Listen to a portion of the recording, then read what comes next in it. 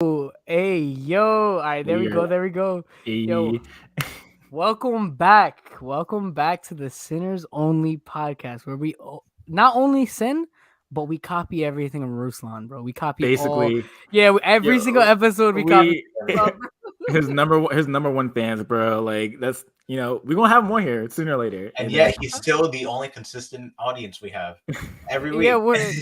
word. Yeah, man. Ruslan, waiting for you to come on, bro. I'm gonna send it in the contract out to your manager right now. Hey yo, bro, we want to tag him in this and see if he'll watch it. Word. Yo, so Josh, bro, let me know how your weekend's been, bro. Like, what's good with it, bro? And we vibing out here, man. It was a good weekend. Yesterday I went to Princeton Alliance Church for a conference. It was called the Next Conference, basically a youth training session where I got together with a bunch of the other Alliance youth workers and children's ministry workers, and we went through a bunch of different workshops and sessions there. So that was pretty good. That was an all-day thing. So it was pretty dope, dope training. And then today, as I mentioned earlier to Chad and Elijah, we got to have at church 2 people who got baptized. So that was amazing. That was a great service there. We got American Idol coming out tonight, which started about an hour, season 20. So definitely looking forward to watching that on the American Idol. American Idol. 20 Yo, strong, man. Josh is different, bro. Oh my goodness, bro. How you stay on top of all of that, bro? Man, I'm telling you, man, that's been my show since like 2nd grade, man. Word, Respect, yeah. respect. Yo, y'all don't understand. Josh is on elite level, bro. Y'all really don't understand. This man stays on top of pop culture, watches Marvel, watches basketball. I'm trying to get him into watching UFC every Saturday. But on top of that, he leads like 8 different ministries, bro. Like, yo, go shout out to Josh, man. Big shout out to Josh. I'm the busiest, but also like the most like relaxed guy ever. Like I just finished watching like 8 episodes of a show with my mom. But yet, like, I be doing all this stuff. I don't know how I do it, bro. Bro, honestly, I've only ever seen Josh kind of like stress about something one time in my life. Like literally, like he got over one time. I think his senior year in undergrad, bro. For like 2 weeks, and after that, he was like, "Yo, I'm back on it. I'm gonna take on 50 more different responsibilities, and anybody else that don't do it, you're trash, bro." That's basically Josh, bro. I remember that, yeah. That's how I gotta be. That's gotta be. Word. What about you, Elijah? How you been, bro? Yeah, I've been good, man. Just trying to take every day a step at a time. You know what I mean? Me and Ashley, my wife, actually got some friends over. They're probably clowning me, like, I'm stepped away from them a little bit, just doing a podcast. They're just living their best life out there and stuff. So hey, yo, so you serious about this, John, bro? Yo, we cutting off family, we cutting off friends. Hey, yo, no days off, bro. No days off, bro. What does the book of Matthew say? You gotta hate brother, sister, everyone. Hey, yo. Yo, where my boy Dave Cut's hair been, bro? I haven't seen this man in a minute, bro. Bro, we gotta shout him out, bro. Just to get him back on here, bro. We gotta have something where we collab with him or something. But but my thing is, bro, why this man still ain't following me back on Instagram, bro? I'm gonna say, bro. Yo, we want to start beefing another channel, bro. You better relax. Yo, that's how you make it to the top, bro. Yo, real, we gotta have the side roast channel. Oh my goodness. Sinners Only roast coming soon. Subscribe to our Patreon, subscribe to our only what? Yo, this is Sinners Only Club, but it ain't that type of Sinners Only Club, It's like that. But nah, my week has been good, bro. I've been hanging in there. How about you? Word. Nah, bro, I've been good, man. Yo, wait. Stay right here. I gotta show y'all something, bro. Let's see it. Uh-oh. He's away from we have the lost camera. Chad. Chad has left the podcast. Oh, there we go. All right. So peep this, right? Peep this. Yo, boom. Oh, you can't even see it. Oh no, you can't see it. It's blurry. Oh snap, it's blurry. You can't even see it. Bro, you gotta unblur your background. How do I do that, bro? How do I do that? I think it's safe to assume that that's your new book that's coming out in April. Yeah. Shout out to that. There we go. This is the first proof copy. This is the first proof copy. I got it in the mail yesterday. It was supposed to come like next week. Yo, peep the Brad in the back. Peep the Brad in the back, just chilling. But yeah, man, this is the first proof copy. We're pushing, bro. We pushing these days, man. Shout out to my girl Ivy Fania who helped out with the editing.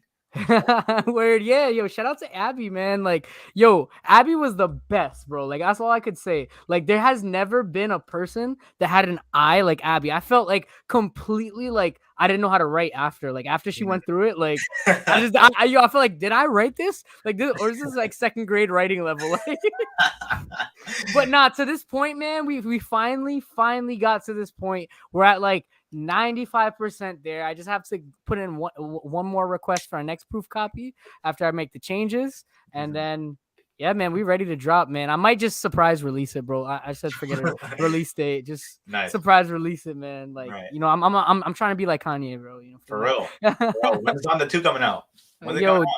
Yo, honestly, one of my friends, right? He actually got Donda 2 exclusively, not even on the stem player. Like he has it exclusively, right? Oh, but shoot. I can't speak too much on that, bro. Yeah. Yo, you about to get me in trouble, dog.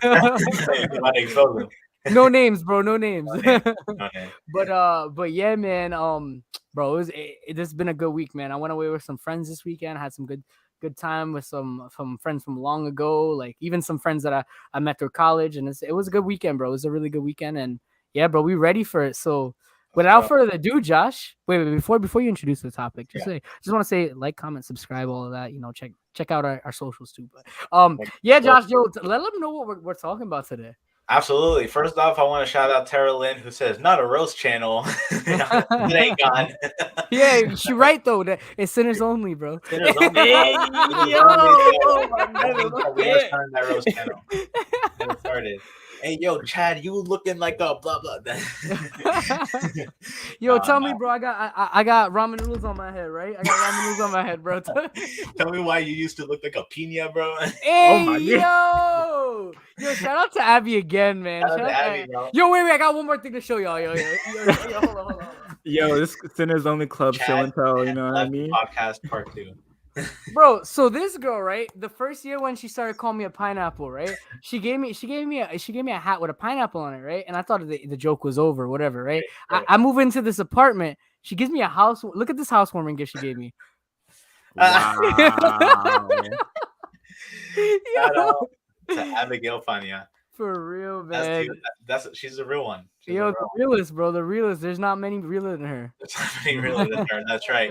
Well, speaking about realness, we're about to talk about something that may or may not be real. My boy Elijah Furtick. He's a son of megachurch pastor Steven Furtick out in is in North Carolina, I believe. His elevation. I think it's North Carolina. North Carolina, I believe, one of the Carolinas.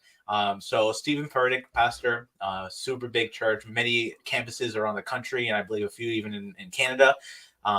He's a super popular pastor, similar to Mike Todd, who we spoke about a couple months ago at this point, which is crazy to think. But he's a super big guy. He has a son. He has, I think, a few children. And his oldest, Elijah Furtick, he is he's a producer. He's up and coming in the game. And recently he came out with a couple of songs on the rap name of Do the Dash ! All together lower cases. So we have our boy coming out with songs, and one of his songs is called No Hook, where he basically goes off, and basically a freestyle type, song, and he's spitting his bars, doing his thing, and basically some of the controversy that's been kind of surrounding this is basically the fact that he is kind of a pastor's son talking about some things that he may not necessarily be living. And so just to kind of start the conversation off, y'all have heard the songs. What are your thoughts? Like, man, yo, it's about to get controversial, bro. Like, everything that's going on with it. What did y'all think about the song? Yo, all right. I'm gonna give you my honest feedback on this, bro. Yeah. Like, first of all, yo, shout out to dothedash, man, because like, yo, I've been freestyling to your beats since like for years, probably beginning of quarantine, like just recording to your songs. I probably never put out anything using one of his beats, but like his beats are fire, bro. When it comes to the free beats on YouTube, bro, this kid is nice, bro. Like, he's nice. Like, he on a different level compared to like every other kid in his age range producing. He's on a different level. So let me just give that disclaimer before I go on. But for overall, the song was fire, bro. Yeah. I'm one person. Like, I listen to a lot of music. I listen to a lot of different music.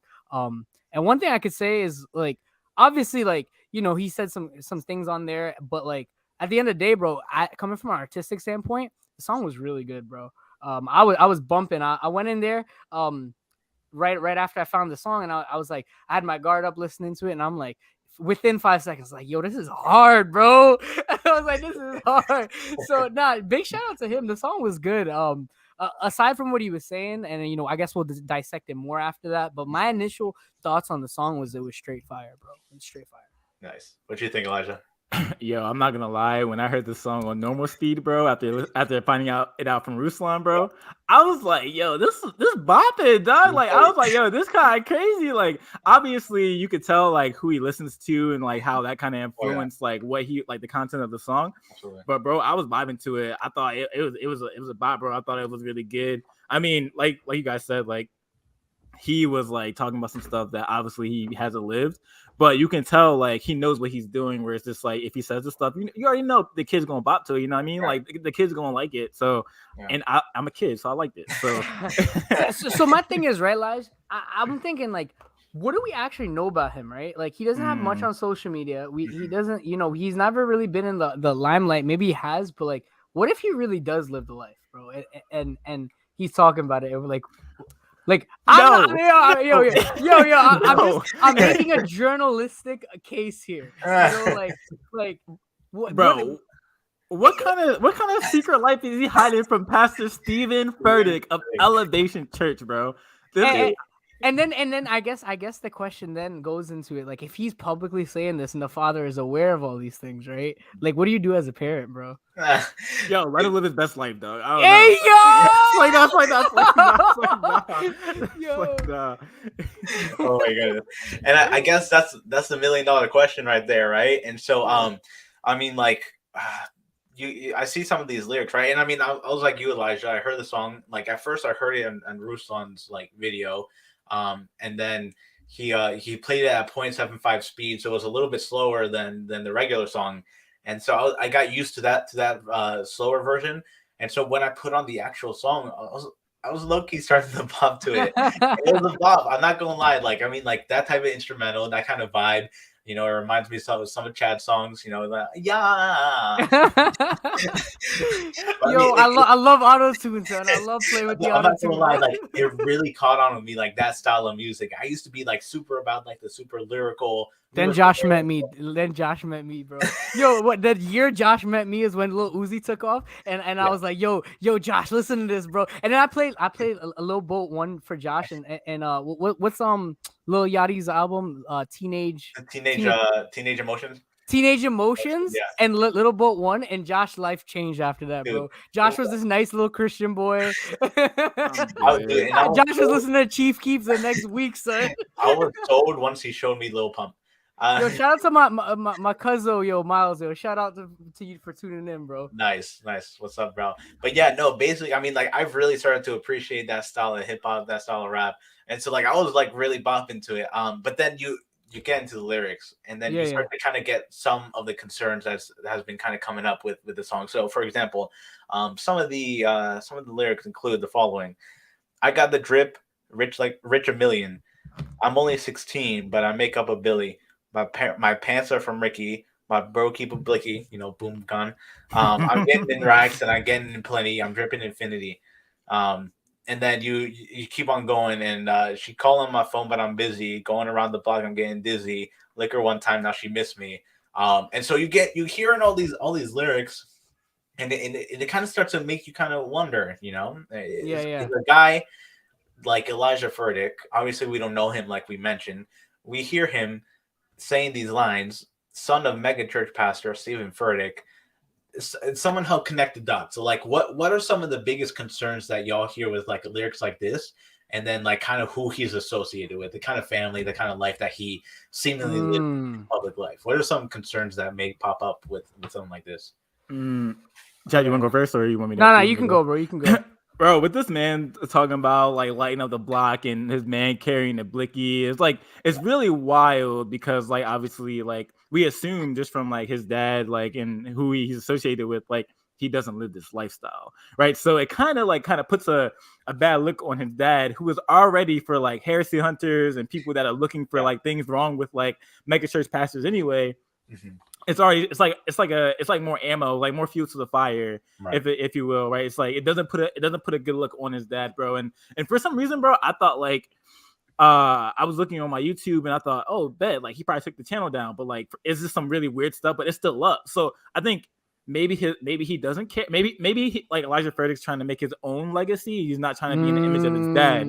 But for sure, it definitely causes problems for Steven Furtick, because it's like, yo, if this blows up and his son gets big, yo, bet all the reform cats, all the heresy hunters, all that, everybody gonna be coming from him. Like, this is the reason why this man should not be a pastor. And it's like, well, I can imagine like the first thing that they'll be like is, yo, what the book of First Timothy and Titus talk about the qualifications of an elder. Hey, keep your family in line, keep your children in check. Hey man, this man not keeping his child in check.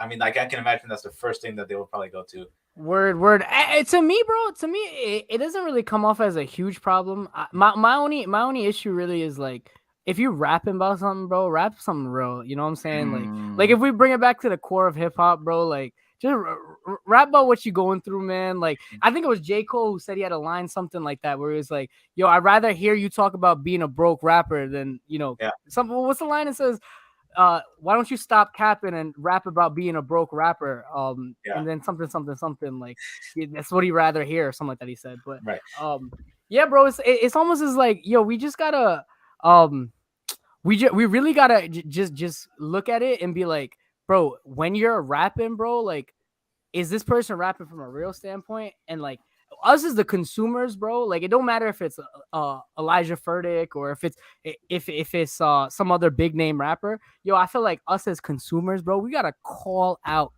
Rap Cap, bro. I feel like we gotta call out Rap Cap. I think it was what's that dude who sings that song where it's like, I got black, I got white, what you want? Hop up and bro, man.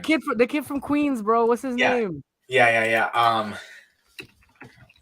Man, it's a bop. I don't know what it is. Lil Tecca. Yeah. Like, Lil Tecca talked about it on a genius what do you call it, interviews. Like, you just got a Rap Cap. And I'm like, bro, you don't got a Rap Cap. You feel me? Like, like, there's so many people that made it to the top of the music industry that did not cap. And like, I'm thinking about like someone like the Kid Laroi, right? Like, bro, this man is he just purely is himself. You know what I'm saying? Like, I feel like nothing he talks about in his music is he's lying. Maybe embellishes, right? But it's like, he did it, right? He came from a poor part of New Zealand, I think it is, and he just truthfully, honestly himself and made it to the top, bro. I feel like we got way too much capping in rap, bro. I feel like we gotta take the cap. You know what? This whole thing reminds me of like Jake Paul when he had that song "It's Everyday, Bro," and that was like pretty big. And I mean, like, it was well known that like that whole music video was basically like him just like renting it for like a day, and then like he had mansion in the background. It was all rented for like a day. Yo, what about back in the day with Lil Dicky, bro? Lil Dicky was with Rich Homie Quan, and did this man made a whole career out of being honest in his music, bro. Like, yo, and y'all sitting here telling me you got a cap to make it to the top, bro? This man got a show on Hulu, bro. Hi, I'm Dave. Hi, I'm Dave. Bro, but that just shows like where our state in music is right now, bro. Because like, I think people like are like rappers like nowadays, like, they're not making music for people that are like struggling in their hood. They're just trying to get by, bro. They're making music for the suburb kids that are trying to, live this glorified lifestyle that they don't really live. You know what I mean? Yeah. Like, and that's all shots at all my high school friends and stuff like that. So like, I don't care. It's like that. I don't care. I want all the smoke, son. Yo, and you know what? Like, I've been watching the docu-series Genius from Kanye. And I believe it was in either the end of the first episode or the beginning of the second one, where it talks about like how a big part of hip hop really is that authenticity side, and Kanye came from that era where gangster rap was a thing. And I mean, like, you have people like 50 who got shot like 9 times. That dude has every right to be talking about, getting shot and getting hit up in the hood. And then like Kanye didn't live that lifestyle. And so what was he doing? He was talking about, being a backpack rapper and, talking about living life, with his mom and, all that stuff that came out with the college dropout. And so, that really brings up this whole topic of like, of being authentic with your music, and then kind of generationally and culturally where we're at now. And so, any thoughts on like kind of how culture kind of steps into this conversation as a whole? Yeah, I mean, honestly, I guess for me, right, the one or two songs that I've had that actually did really decent, through streaming and everything, like, it's funny because it's like it all goes back to how you make the song, right? Like you really got to sit there and like the one song that I made that really did well. I was like, you know what? Let me just make a song that I would hear on the radio. I was like, yo, and then literally in that song, every single lyric I put, I was just feeling in that moment, right? I had no idea. Like, I made thousands and thousands of songs in my life, and like most I've ever gotten probably before this was like 5,000 streams, right? And like I had no idea. I was just making music every single day at the point in time because it was the pandemic, right? So it was nothing else to do. And I was like, this was just one song that sounded good. I was like, all right, whatever. I'll just put it out, whatever. Then within like the whole week, everything changed, right? And it really taught me something, bro. It really doesn't matter the content of what you're actually saying in a song. Like you could literally say 5 words. I think in that whole song, I probably could count 20 to 30 words I've said in the entire song. Like it's pretty much the same thing over and over and over again, right? And it's like culture ties into it is because you see a lot of people who are now making it big for saying things, right?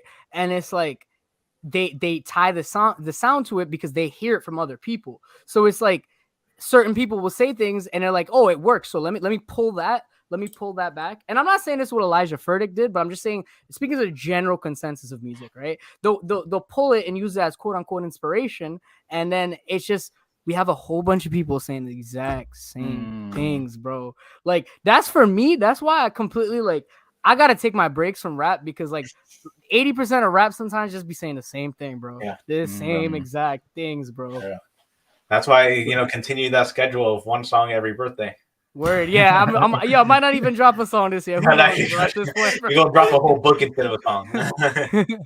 Bro, I think for this conversation, we have to like define what like cultural appropriation is, because I think we're heading in that direction anyway, right? Which like cultural appropriation is basically like the act of adopting something from another culture or clothing, food, music, whatever it is, in a way that is offensive or just like not approved by something. But in other terms, right, it's basically using it for someone's own gain, right? It's not really in the sense like, oh, bet like whether or not someone actually respects the culture or actually enjoys it, right? But if you're like not from that culture, you're going to use it for your own gain because it's going to be popular. You know what I mean? So I think that's exactly what kind of is happening, with new rappers now, especially like, dudes from the suburbs that really don't live a lifestyle that they're rapping about. They pick up on these things from like these dudes that may or may not live this lifestyle. Like they hear from like, Chicago, whatever it may be. And it's like, oh, bet I'm gonna pick this up because everyone, this is what's in right now. You know what I mean? Yeah. So that was actually kind of the next point, I was going to start heading towards, and kind of thinking through, whether or not this whole thing can be kind of tied to cultural appropriation. And so like kind of narrowing down specifically like what we're thinking of with that whole topic, right? Specifically, I'm kind of framing it from the perspective of, majority culture taking on something of, elements of a minority group, kind of in a disrespectful, stereotypical way. And so we kind of look at the situation, with Elijah Furtick, talking about popping guns and, doing all this stuff.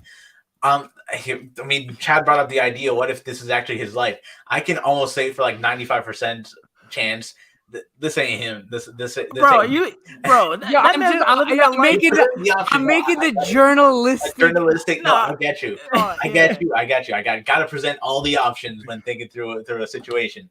But kind of thinking through that, how kind of thinking of kind of cultural appropriation as a whole. How is it something that like we can kind of think through? How can we process it? Through whether it be specifically with this whole Elijah Furtick thing or kind of as a whole. Well, I feel like, I feel like I could speak a lot on this, bro. Aside from like this specific topic, bro, I look at it. I'm Trinidadian, right? I've seen tell me why I've landed in I forgot where it was. I think it was Cancun, right? Coming out the airport, I look to the right and I see a hut with someone like a fake dreads. They're wearing like a fake, and I'm like, hey, I should feel offended by this, bro. Like, what does this have to do with that? You know what I'm saying? Like, and y'all using this to sell drinks, and I'm like, hey, like what is this, right? And like I notice a lot of the things too, like in the culture itself, it's like we get a lot of this we get a lot of like slang and stuff like this. And I heard my parents saying these slang words for like 20, 30 years. Well, not 30 years. I'm obviously not 30 years old, but like for 20 plus years, I've heard my parents using certain slang. And now I'm seeing most of these slang words come into be like, actual words that people say like regularly, right? Like let me think about it. Like let's link, right? Let's link. Oh, I'm gonna link with you. Like, bro, I've heard my dad saying that since I was like 2-3 years old. You know what I'm saying? Right. And it's like, bro, I feel like a lot of my culture always gets bit off, and we never ever get any type of credit, like at all. So it's like I feel it.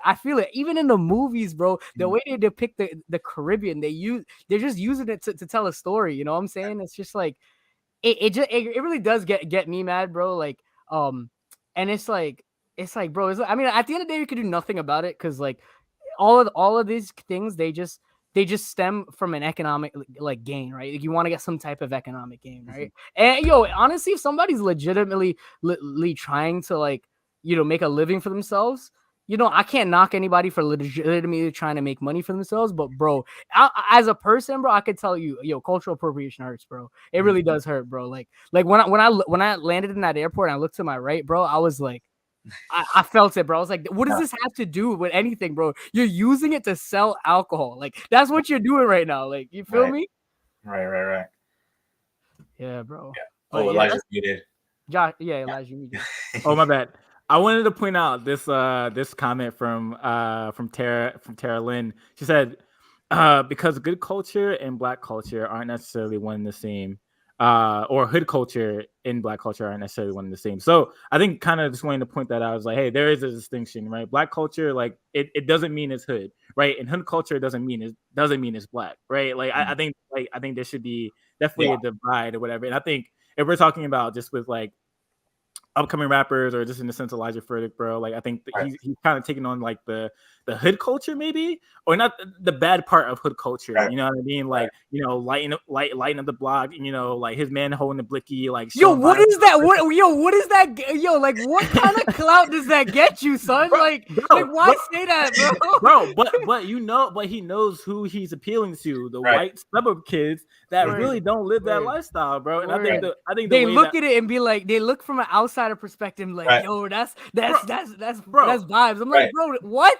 Bro, I would never forget, right? I'm gonna tell you a story. So there's in high school, bro, like there are these there was this kid, bro, mad popular. This man had girls or whatever. This man was on the football team, bro.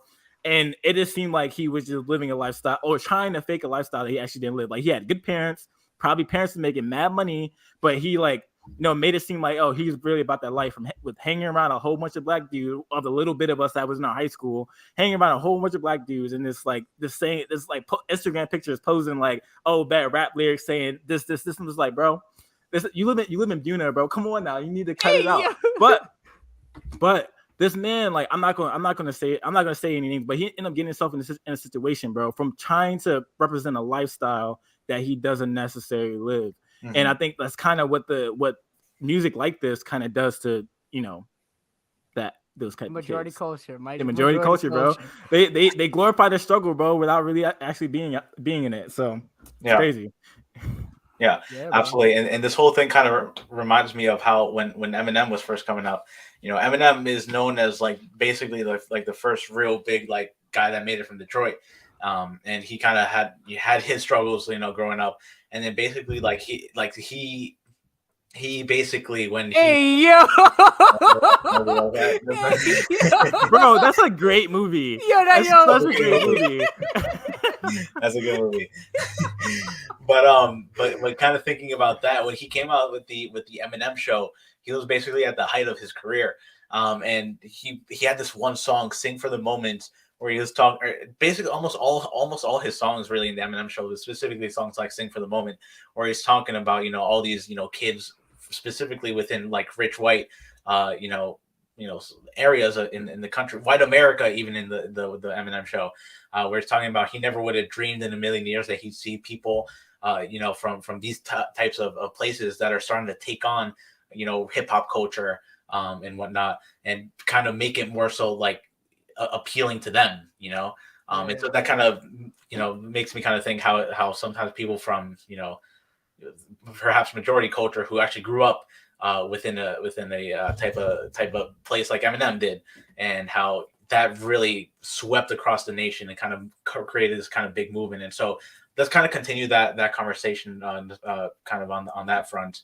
So my whole thing is, right, and not, again, this is not necessarily pointed towards, you know, dothedash, right? Like, this is just, we're talking in the grand scheme of things here, right? So it's like, my whole issue is like, bro, you know how much people like me and other people close to me, like, how much we really out there like trying to help people. Y'all realize how there's people out right now missing days with their family because they're out trying to help people who are actually living that lifestyle get out of that lifestyle. You know how much money and dollars go into community building in areas where these things are issues. You know how much people sacrifice their lives and should try to make a change in the community, and then it's like people view these things, and then it's like we get music, we get movies, we get all these things glorifying, right?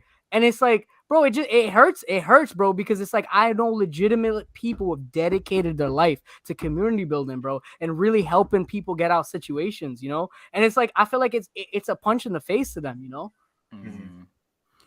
Yeah. I have family, bro, that have like, that is actually like in that lifestyle or was in that lifestyle, and like they've served time in prison for being a part of this lifestyle. And every time I talk to them, like, they're like, yo, don't do this. Like, you don't need to be, you know, a part of what we're doing, bro. You lived in a great spot. Like, you're going to college, you have all these opportunities for yourself, bro. Don't try to get into this lifestyle that you're not meant for. And it's like, man, like, it's just like hearing that, bro, like, seems like they don't have like these old guys in their corner, kind of just like talk to them about like, hey, these are the cons of this lifestyle. There are no pros to this lifestyle. Like, there's cons, you know what I mean? Yeah. And like, people aren't like talking to them about that. They just see like, oh, the pro of like, you know, holding, you know, saying I got a blicky, or I'm like, or I'm living this lifestyle. It's like, pretty much the pros they only see is that they're going to get views, they're going to get people to like their content, they're going to get money from it. So yeah, it's crazy. Yeah, bro. Yeah, man. Yo, honestly, bro.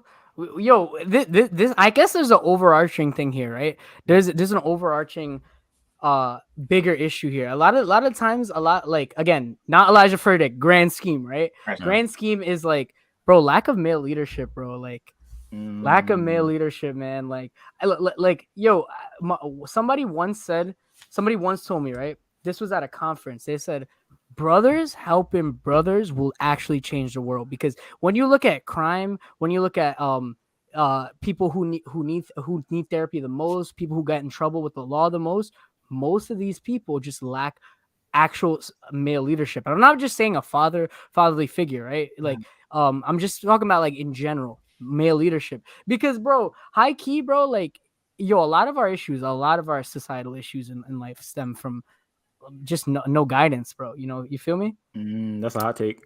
Yeah, bro. So like, that's why I try my best, bro. I take like 2 or 3 kids really under my shoulder, really close, who are just a little bit younger than me, you know, just because, bro, the only reason I have like a head on my shoulders because there's few other people like older than me, like a few years older than me, that was really there to be like, yo, you should do this, you should do that. You know what I'm saying? Like, you should, you know, actually, you know, don't hang out with those people. Hang out over here, perfect your music, you know, work on some art, you know, do things in a constructive way. And like, for me, most of my life, I channeled everything into like sneakers, dressing nice, or music, right? Yeah. But like, if I didn't have those type of outlets and somebody tell me like, hey, focus your time and energy, like something productive, bro, easily you could go on the other side. And I feel like regardless of like where you actually are, right? Like if you're in the suburbs, if you're more urban area, if you're in the rural area, I feel like anybody could cross that line. You know what I'm saying? Anybody could really want to go onto the other side, you know, regardless of where they came from. It just has to come down to like,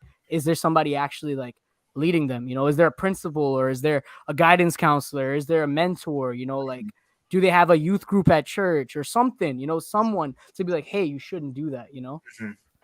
Yeah. And so that that makes me think, kind of bringing it down to kind of back to the micro sense with Elijah Furtick and whatnot, and this whole thing that we're kind of talking about. So what do you think then could people around Elijah, you know, if we're thinking about it from the male leadership perspective, whether it be his father, friends, or other male role models that he has, how can they encourage him or how can people in general encourage younger males to continue their areas of expertise, in Elijah's case being producer, being a rapper, and then also kind of steering them away from topics that might kind of get them in hot water.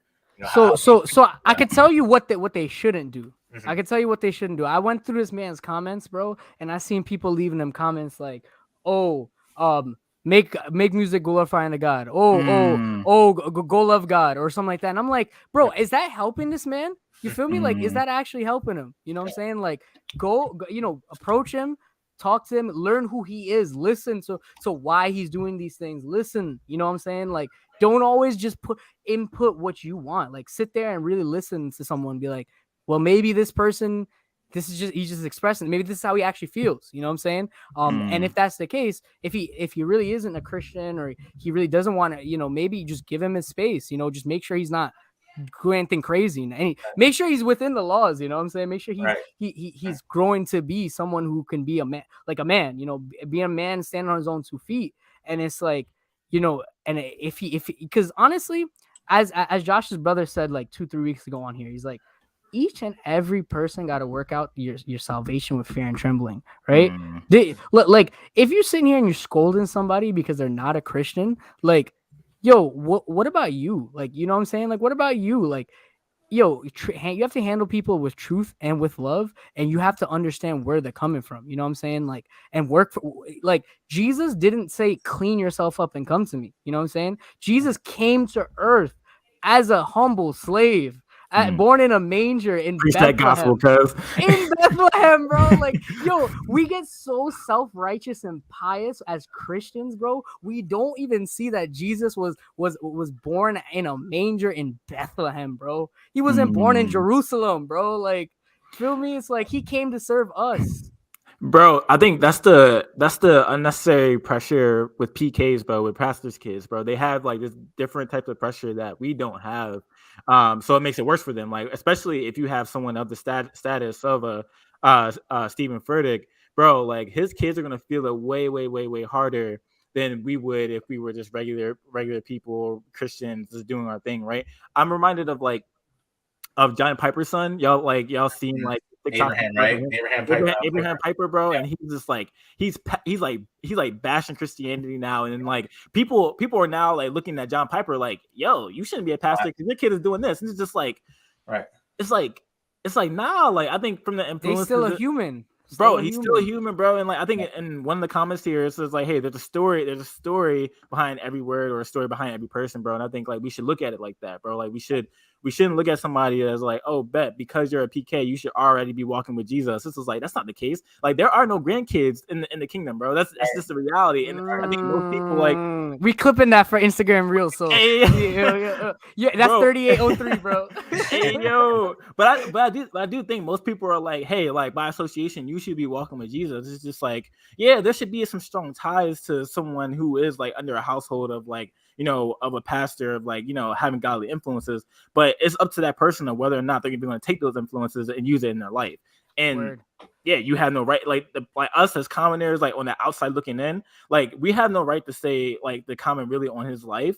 Like, we can do it for content because that's what we're doing. But for people in his life, they actually need to like, or this is with anybody's life, they need to go into these people's lives and be like, hey, like this is what you actually probably should be doing, right? This is going to get you like the least out of, like, take you out of trouble. Like, it's not going to get you in trouble. You're going to, you're going to be on the right path, basically. Like, you can lead somebody to Jesus, but they actually have to take the walk.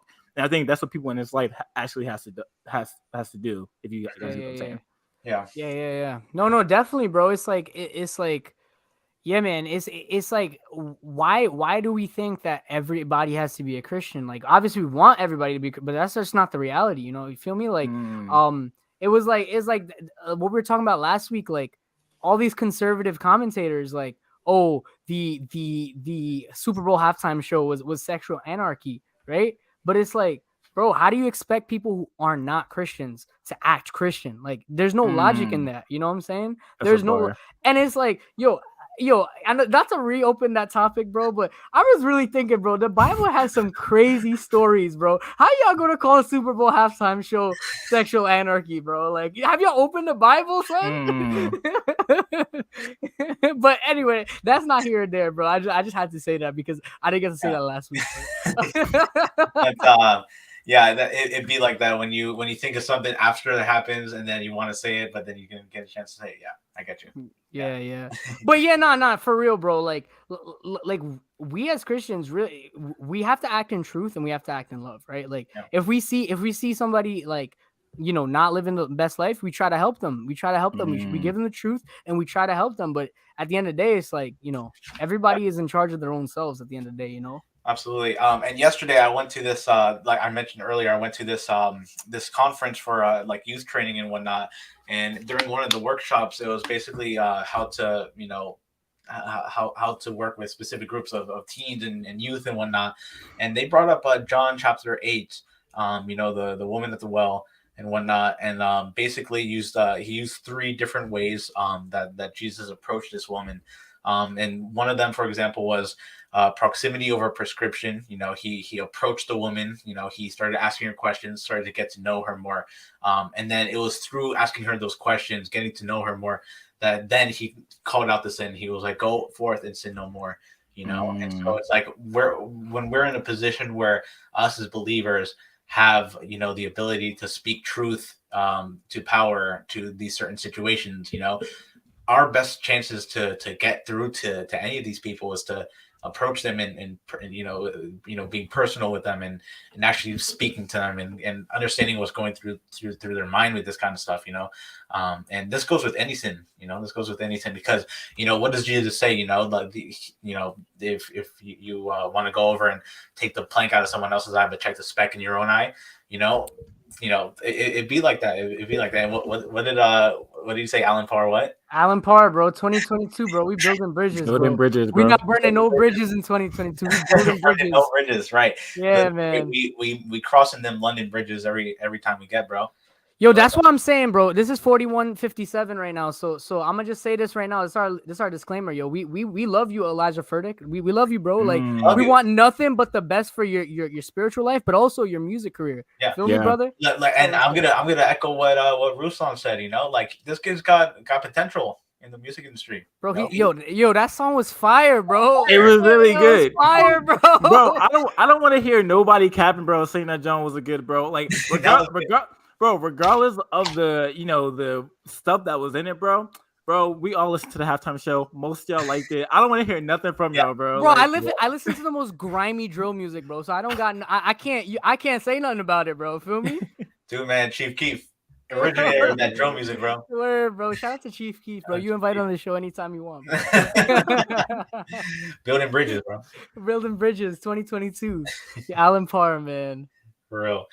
Yeah, no, I mean, this is definitely a good topic. I mean, like, I think as we continue to process this kind of stuff, you know, at the end of the day, it's very important that we emphasize that point. Like, we love Elijah Furtick. We might not know him personally, but ultimately, when it comes to speaking about topics like this or any other topic that we talk about, it's important to know that we specifically highlight issues because we want to understand how those issues specifically tie in with our faith.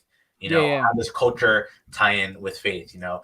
And specifically with this right here, you know, we have a up and coming producer rapper, and it brings up something very interesting for the believer because Steven Furtick and his family are very influential, whether you like him or not. One way or another, that dude has millions of listeners and followers. And then you have his son who is starting to enter into the game, and he's saying things that could cause some controversy one way or another.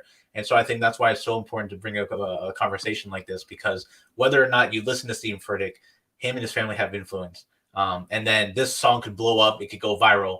And as Elijah was mentioning, it could bring up all these heresy hunters. It could bring up all these people that are trying to bring down Steven Furtick's career. And we want to build bridges, bro. If we agree with him or not, we want to build these bridges. Build bridges to the Steven Furticks. We want to build bridges to the Marcus Rogers, like Alan Parr has.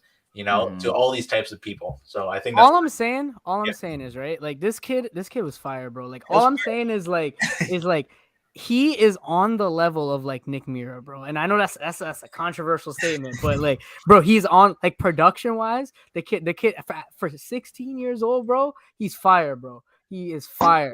He's So also it's like if he stays independent, that'll shake up the music game. I guarantee you. oh Bro. yeah, Guarantee Oh, yeah. change. Bro, shaking up some the music Christian game, label bro. won't try to sign him, bro. Yeah, Elevation probably. Yo, I'm surprised Elevation ain't signed him, bro. Bro, dude.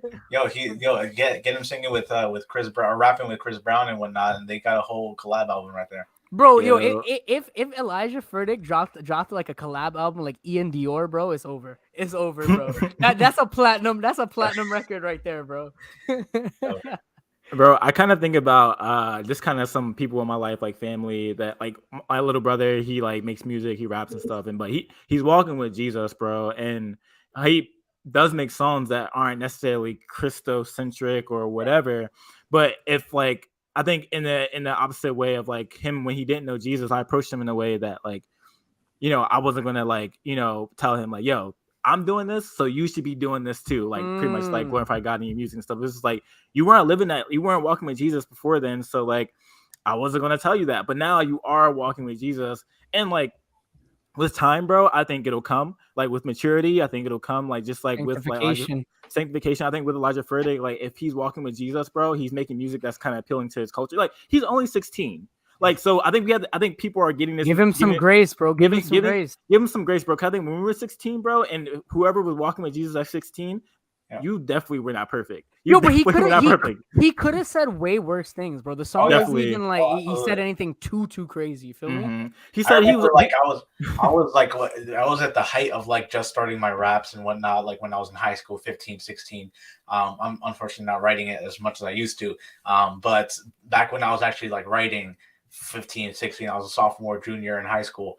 And I remember I wasn't talking about like guns or whatnot, but like I was like I would embellish stuff, like embellish stuff about life, exaggerate. And I remember, I was very similar. So like I would have wanted that same grace if someone were to come to me and start talking about that stuff. Yeah. Bro, I think this is a caveat, and I think this might be a side at CHH, but I think like low key like some of the rappers, we want all the smoke, bro. Just let it out. We want all the smoke, bro. Some of the rappers' music, bro, it be sounding just like Elijah Furtick, bro. They just put a Jesus bar in there, bro. Dude. Like if we being honest, bro, like it sounds exactly like that. We want the smoke, bro. And guaranteed, most likely some of these cats would be hating because Elijah Furtick has a bigger following than most of the CHH rappers. So, bro, like I don't want to hear nothing. If I hear something, bro, we covering it the next weekend, bro. All I'm saying, yo, if there's a CHH artist offended listening to this right now, yo, drop a dish on me, bro. Just drop, drop a diss track, son. Drop a diss track to Elijah Furtick. So now, yo, I know there's a lot of people that probably gonna be mad that we're defending Elijah Furtick, but like honestly, bro.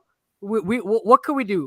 We just got to build bridges, bro. Yeah. You got to build bridges and build his brother up, Yeah. And once again, it's whether you support this type of stuff or not, at the end of the day, like how much grace are you extending? How much grace would you have wanted to receive? We harp back on this word grace because we're human. We're human. We're not going to be perfect. Only one that was human and was perfect was Jesus, and he was God. So how much grace should we need to extend the same grace that we are receiving, that we have received. 70 times 70. 70 times 7, man. Oh, 70 times 7, man. I'm speaking heretical now, bro. Dude, no, for real, man. And so we're harping back to this word grace, man, because we all need it. We need to extend it, especially when we got someone that's just growing up, So yeah. I think he's got like 10 elevation. Pastor and their family. Wilson Lewis stirred that Pastor Jim endorsed the song with the lyrics. There we go. We got someone in the inn right there. We got someone. Shout out to you, Christina. Shout out to Christina. Thank you for tuning in to that, and thank you for that input. Yeah. I mean, you get it right there, and you don't have to endorse, the lyrics. You don't have to endorse the lyrics, and I think there's room for that. I think there's space for that. And just gotta let the brother grow. You know what I'm saying? Yeah. Like, give him, talk to him, shepherd him, and at the end of the day, it's up to him what he wants to put out. But shout out to that family, and we're gonna be covering that family in prayer, Bro, I'm reminded of Romans 5:8, bro. It says, but God demonstrated his own love for us while we were still sinners. Christ died for us, bro. So I think like while people are still sinners, bro, we show them grace and we love on them. We build bridges, bro. I think I don't say it's the exact same thing, but like we see that Jesus, he just didn't look at us and was like, oh, bet you guys are a sinner.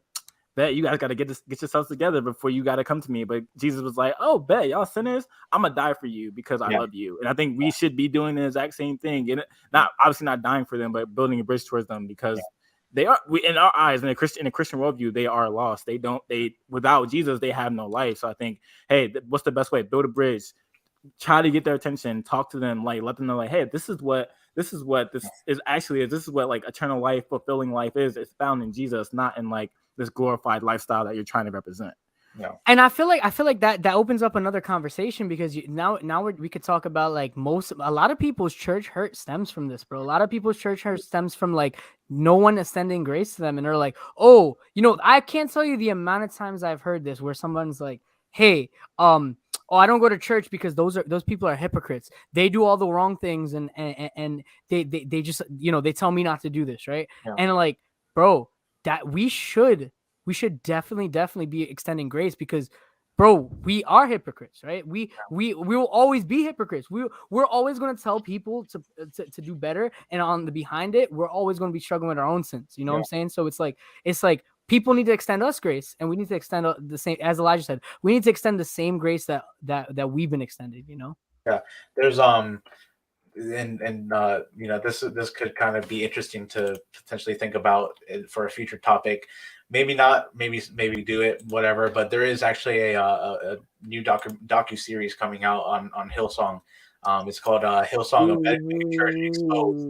And that's I was just watching the trailer when it released, so like probably in the past week. And in the trailer, that was exactly what you just said, Chad, right now. Is exactly part of the is what they talk about in that trailer there. Like they shame me and whatnot for doing XYZ, but then they're out here doing XYZ. And so I think that that's a very interesting topic to kind of think through as well. Yeah, bro. Cause what's the dude, bro? The dude, bro, the cool looking dude that had the affair, Carl Lentz. Yeah. So, I think it was in that documentary or something else. The lady who he had the affair with, even she was saying like, oh, he's terrible, this and that. And it's like, bro, it's like we still need to extend grace to her. We need to extend grace to him. Yeah. You know what I'm saying? Like, yo, this Christian life is all about repenting. It's all about going back to Jesus every single time. Bro, I think in our modern Christianity, American Christianity, bro, I think it has been less about extending grace and more about making enemies that don't agree with you or just are just in a different spectrum than you. So like people already look at Hillsong as like, they're popular within like the mainstream evangelicism or whatever. But if we look in like kind of our different circles, like our Reformed, Calvinist, more conservative, they already want to make an enemy out of Hillsong. So like we building a bridge to Hillsong. Lead pastor, come on here, bro. Ryan, who you saying you want to come on here, bro? Yo, let's get bridges. It. Get it. Building bridges, man. Get it, man. Let's get it. Yeah. No, very interesting conversations, man. It's very important, kind of tying in this whole thing with culture and faith and extending grace and whatnot. And at the end of the day, remembering the fact that we're humans. We're humans that fall, that will falter, at any point. I started reading through the book of 1 John with my young adults today, that just started coming to the church. And a big part of it is, like if we confess our sins, he is faithful and just to forgive us of our sins and to cleanse us of all unrighteousness. And then it goes into, that's 1:9, and then you go into chapter 2, verse 1. It says, do not make a practice of sinning, but if you still do sin, you have an advocate in to God the Father for Jesus Christ, and so it's just constantly going back to that state of repentance. And I think that's partly what is meant with like people kind of, I think the intention behind people wanting to expose the sin of other people is that they want them to come to repentance, but then they do it in a way where they're taking out the log of someone else's lie, don't check the speck of their own eye, So there's an intention of wanting to help other people, but then they're doing it in a way that is totally like they're not even checking themselves first also. So what you're saying is, me and Elijah Furtick dropping a song 2023? Bro, Hey. man. That's all I'm saying. Dude, man, next year, your birthday, bro. Your angel Yeah. song. Yo, maybe like 5 years from now, bro. I don't know what's Yeah. next time. Let Yo, it- all I'm saying is, bro, I recorded the last song I recorded is literally the day before I started writing my book back in September. And all I'm saying is that song's done and it's sitting there. That's all I'm Big saying. bet. That's Big all I'm saying. bet. It's sitting, bro. It's sitting. all- Let me just say, I got somebody in the CHH world on the song too. Like, he went hard. He went hard, bro. all I'm saying is I'm waiting on that feature. Hey, yo. Bro, Big bro, Mars. Chad, if it's not no big deal, I don't want to You don't want it. You don't want it. All right, cool. It's like cool. that. all I'm saying is I actually got a verse ready. Yo, all I'm saying is no big deal. Hit me back with his feature price, and I just don't have the money to pay for that, bro. I'm sorry, bro. I'm just I'm a full-time missionary, bro. I don't got the money for that. Hey, yo. Yeah, I think you need a couple more viral songs out there. You know, I think you need a couple more TMYLM. Yo, let me just say this, bro. We might have a viral book on the way, bro. Oh, Got a viral book on the way, bro. chant. Ayo. Yeah, the title out here, bro. No, the title's public, bro. We good. Oh, we good. Bet. Yeah. All right, cool. I think that's it, right? I think that's it. Any last thoughts? Any comments on this big topic? Wait. What did Sarah Lynn said? She said, "I never heard a testimony that when I was shamed and condemned and ridiculed into giving my life to Jesus." That's all. Ooh, that's Bro, we could finish off right there. That's That's a good final thought, bro. Yo, why is Tara Lynn such an MVP, bro? Why is she such an MVP? Bro, we got to get her to be a guest on here, bro. Yeah, you got to come on the pod, Tara Lynn. You have Hey, to. for real. Hey, man. Hey, we'll coordinate that. We will coordinate that. Definitely. Word. But yeah, man, that's been it. Appreciate y'all for tuning in, commenting, all of that. Check out the show notes if you're listening to this on audio. If you're watching this on YouTube, hit the subscribe button, like button, hit the bell notification, all of that, because it helps us get in front of more people. And yeah, no, that's pretty much it. Josh, anything? Elijah, anything? Thank you for watching all the way through. Bro, I think I do want to mention one last thing. I think no matter how much people, in the circle, like out of the circle, whatever, try to encourage kids like Elijah Furtick or anyone else, right? About the rap topics that he raps about, it won't get in the way of him making his music, bro. So like at the end of the day, this man gonna do whatever he want to do. And I think as people that don't know him or people that do know him, we gotta pray for him. Because I think pray for him. Yeah, that's all. That's the only option. Like I think we all have family members that we want them to come to know Jesus. We want them to live in the right way, but they just wildin'. And at that point, you just gotta pray for them. One more closing thought. It's like a lot of times, bro, we don't actually put into perspective people's perspective and upbringing. Like each and every person, as much as you're similar to someone else, you have a different story. You have different guidance. You have different unique experiences, right? So it's like we can all sit here and be like, yo, why is he rapping these lyrics? But there's a reason, there's a reason, he had a way different from any of us. So it's like we can't put ourselves in his shoes, and we never could. So it's like all we could do is look at it from an outsider perspective. So I think I'm hearing a future topic of evangelism and discipleship in 2022. Yo, if you're not outside the church, which with boots to the ground, bro, what are you doing, bro? Word. Yeah. Thank you all for tuning in. Yeah, that's it. That's been it. It's been it. We'll see y'all next time. Thank you guys. Catch y'all.